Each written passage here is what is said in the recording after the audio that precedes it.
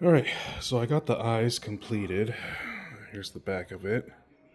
And that's the electronic plug to the battery. Now, unfortunately, since I had to cut some of the wiring, it did present this.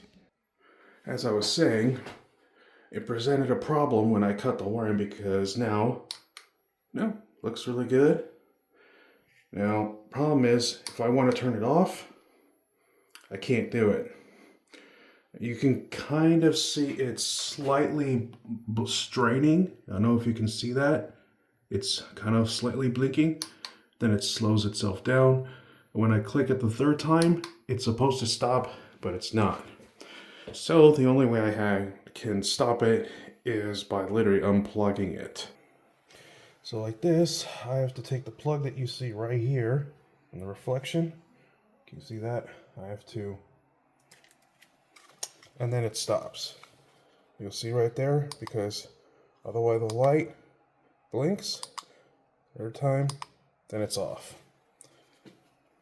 So obviously I didn't want that to be the end result of having to cut all of this, because there was no way there's no reason to have all of this excess. So that's unfortunate, but hey, as long as it still works.